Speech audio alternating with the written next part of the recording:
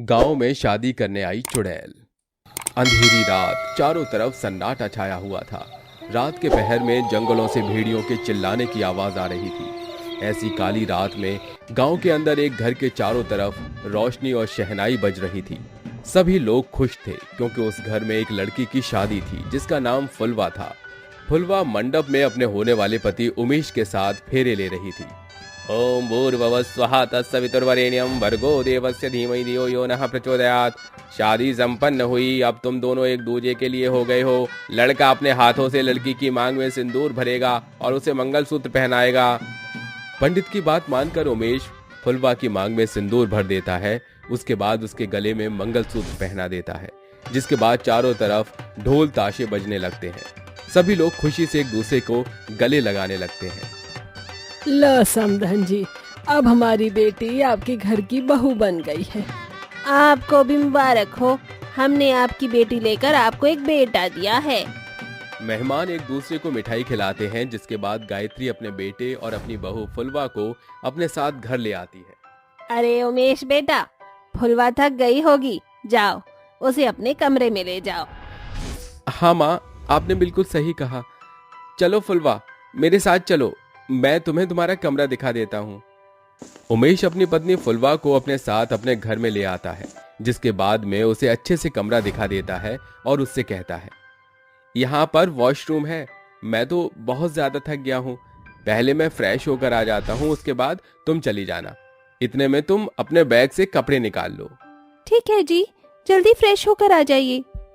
उमेश खुशी खुशी वॉशरूम में फ्रेश होने के लिए चला जाता है।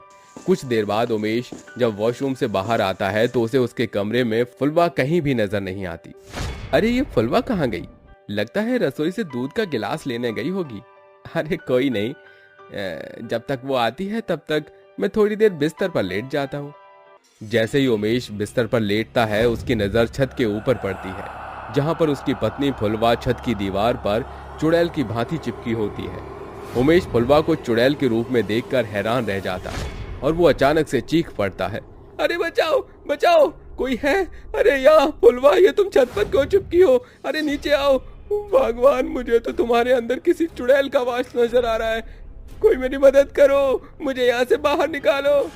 उमेश को डरता हुआ देख फुलवा छत से नीचे उतर आती है, जिसके बाद फुलवा के अंदर से 3 चुड़ैल निकलकर बाहर आती है। वो तीनों की तीनों शादी के जोड़े में होती है। कहाँ जा रहा है हमसे तू बचकर? और जा भी कहाँ सकता है तू? तुझे आज हम नहीं छोड़ेंगे। आज न छोड़ेंगे तुझे, दम दमादम निकाल देंगे तेरा दम, दम दमादम। आज इसका खून पीकर बहुत मजा आएगा। कितना जवान है ये, इसकी मौत तो मेरे हाथों लिखी है। इसे ऐसा तड़पाऊंगी, ऐसा तड़पाऊंगी कि इसकी 7 पुश्तें उठेंगी। हे भगवान, मैंने लोगों के अंदर चुड़ैलों का वास तो सुना था, लेकिन एक चुड़ैल के अंदर 3 चुड़ैल का वास पहली बार देख रहा हूँ। छोड़ दो मुझे, जाने दो। मैंने तुम्हारा क्या बिगाड़ा है? तुमने नहीं, सबने हमारा कुछ न कुछ बिगाड़ा है। अब हम किसी को नहीं छोड़ेंगे। जिस प्रकार हमें मारा गया था, उसी प्रकार अब हम तुम्हें भी मार देंगे। हमारे होते हुए अमरपुर की कोई भी औरत अपने जीवन में सुहागन नहीं रह सकती। उमेश बहुत समझदार था। उनकी बातें सुनकर उसे इतना समझ आ गया था कि उनके साथ कुछ बहुत बड़ा हादसा हुआ है, जिसके चलते वो उन तीनों से पूछता है, जानता हूँ ये सब बोलना ठीक नहीं है, लेकिन फिर भी मैं कहना चाहता हूँ कि तुम मेरी आखिरी इच्छा पूरी कर दो। आज तक मरने वाले ने कभी हमसे अपनी आखिरी इच्छा नहीं मांगी, लेकिन अब तुम मांग रहे हो तो हम मना कैसे कर सकते हैं? बताओ, तुम्हारी आखिरी इच्छा क्या है? मैं मरने से पहले ये जानना चाहता हूँ कि आखिर तुम तीनों के साथ ऐसा क्या हुआ जिसके चलते तुम हम जैसे दूल्हों से नफरत करती हो और उन्हें मार देती हो। अब जब तुमने हमसे ये पूछ ही लिया है तो हमारा तुम्हें सब कुछ सच बताने का पूरा फर्ज है। हम तुम्हें सब कुछ सच बताएंगे और तुम्हारी मरने से पहले आखिरी इच्छा जरूर पूरी करेंगे।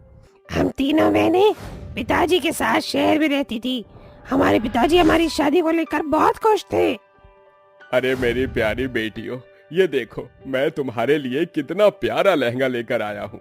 अपनी शादी में जब तुम इन लहंगों को पहनोगी तो बहुत सुंदर लगोगी। पिताजी, आपने एक एक करके हमारे सारे सपने पूरे किए हैं और अब हमारी शादी में आपके सारे सपने पूरे होंगे।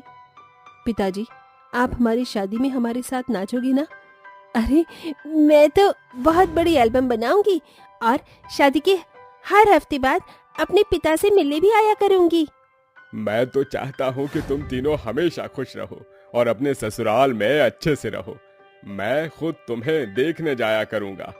कुछ ही दिनों में वो दिन भी आ जाता है जिस दिन कैलाश अपनी तीनों बेटियों की शादी कर देता है।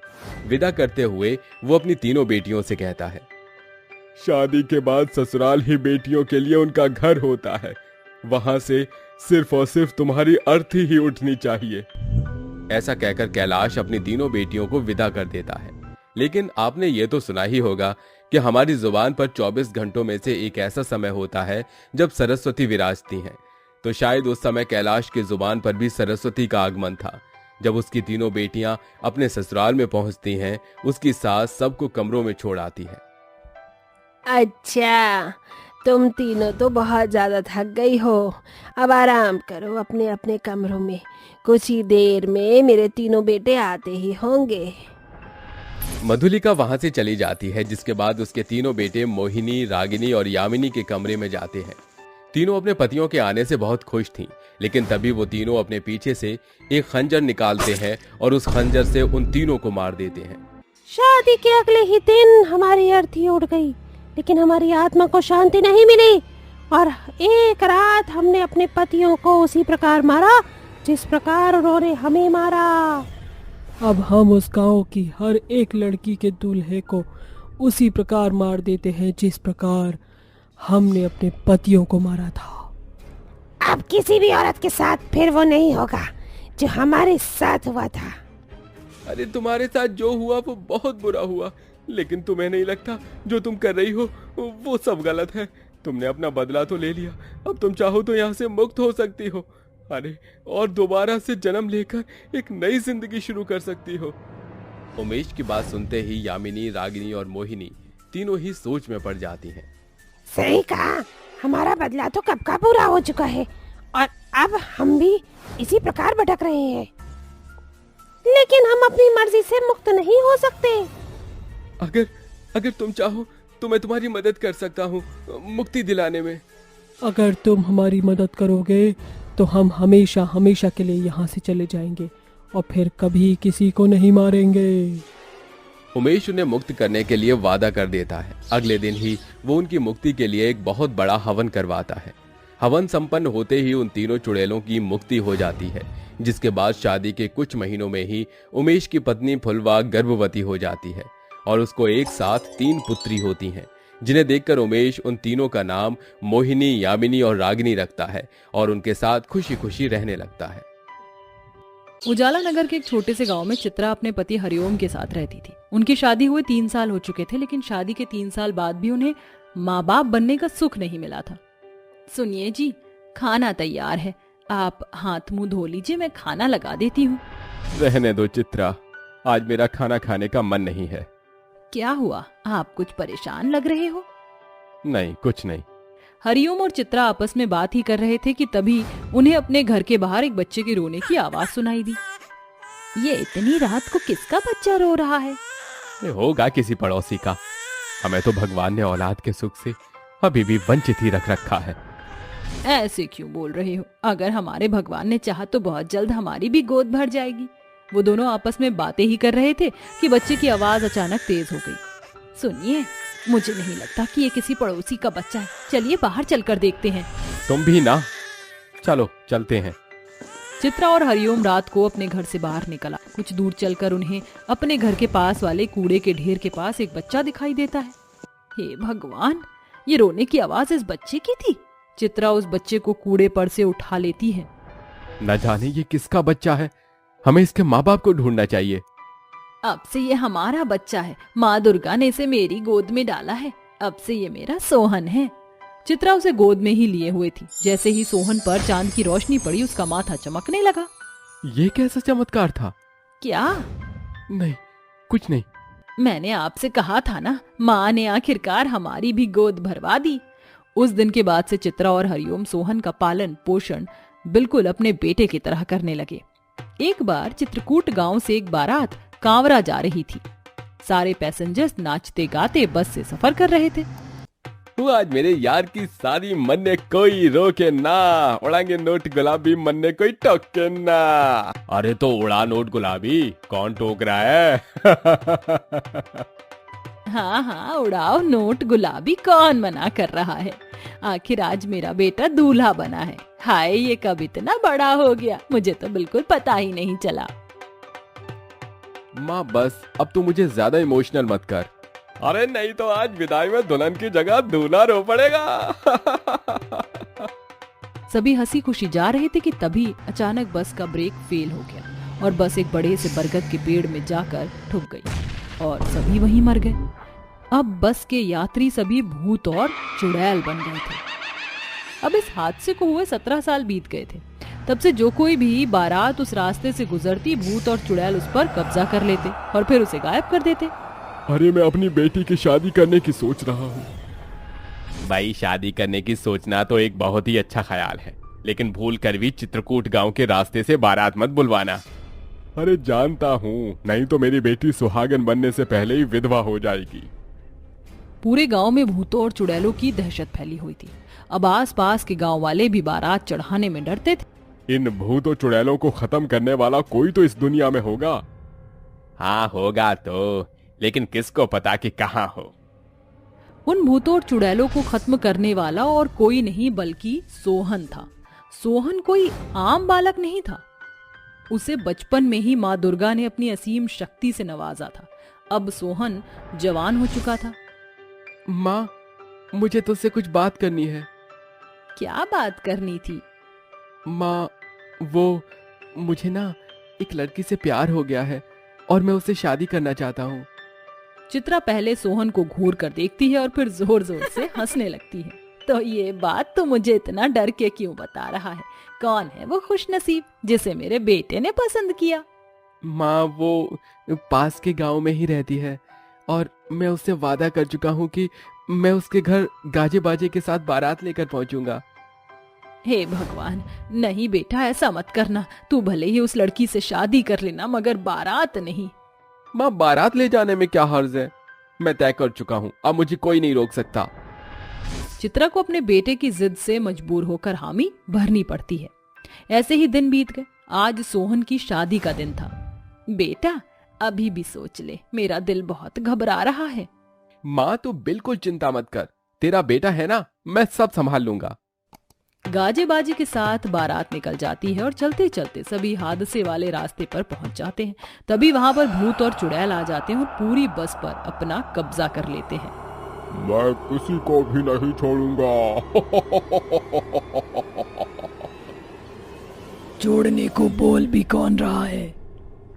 हम किसी की भी बारात को जिंदा नहीं जाने देंगे। बिल्कुल माँ। अरे देखो तो, दूल्हा अपनी दुल्हन को लेने जा रहा है। अरे वाह, दो दूल्हे साथ में, एक जिंदा और एक मरा हुआ। एक फोटो तो बनता है।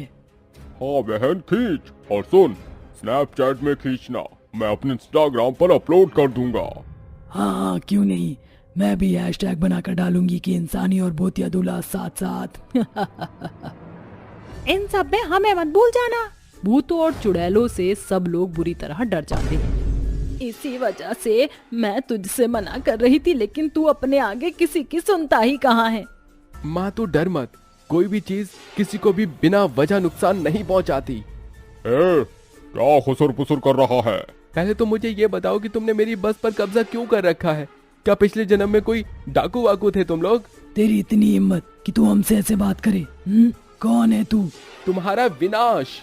सोहन के ऐसा बोलते ही भूतों और चुड़ैल उस पर झपटते हैं, लेकिन वो उसका कुछ भी नहीं बिगाड़ पाते। सोहन एक चुटकी बजाता और सभी बस के पैसेंजर सो जाते हैं। ये तूने कैसे किया? मैं चाहूँ तो तुम्हें एक झटके में खत्म कर सकता हूँ, लेकिन मैं ऐसा करना नहीं चाहता। कौन है तू? सोहन अपनी आंखें बंद करता है कि तभी उसके माथे में चांद की आकृति बहुत तेज चमकने लगती है। भूत और चुड़ैल ये सब देख बहुत डर जाते हैं। तू तू तू मुझे कोई आम इंसान नहीं लगता है। भगवान ने मुझे बहुत सी अलग शक्तियों से नवाजा है, शायद उसका कारण तुम लोग ही हो। अब तो मुझे जल्दी से अपनी मुक्ति का साधन बता दो, नहीं तो अच्छा नहीं होगा। मैं बताता हूँ। विजय अपनी पूरी घटना सोहन को सुना देता है। और अगर कोई हमारे बारात के बस में पड़े शरीर को अग्नि दे दे तो हमें मुक्ति मिल जाएगी। इतनी सी बात, मुझे बताओ बस कहाँ है? वो तो हम भी नहीं जानते। सोहन अपनी आंखें बंद करता है और फिर भागा चला जाता है। तुम कहाँ जा रहे हो? कुछ दूर भागकर सोहन को बस दिखाई देती है और वो बिना देर किए अपनी जेब से लाइटर निकाल कर उस बस में आग लगा देता है। सभी भूत और चुड़ैल आंखों ही आंखों में गायब हो जाते हैं। तो मुझे भगवान ने इन शक्तियों से इसीलिए नवाजा था। सोहन वापस आ जाता है और बस में आकर फिर से चुटकी बजाता है। अरे आप सब इतने डर गए थे कि सो ही गए। चलिए, मेरी दुल्हन मेरा इंतजार कर रही है। लेकिन वो भूत और चुड़ैल कहाँ गए? अरे वो अब कभी नहीं आएंगे पापा। सोहन अपने माँ बाप की तरफ थोड़ा मुस्कुराता है और फिर बस अपनी राह पर निकल जाती है। भूत और चुड़ैल भी मुक्त हो चुके थे और एक बार फिर सब कुछ ठीक हो गया।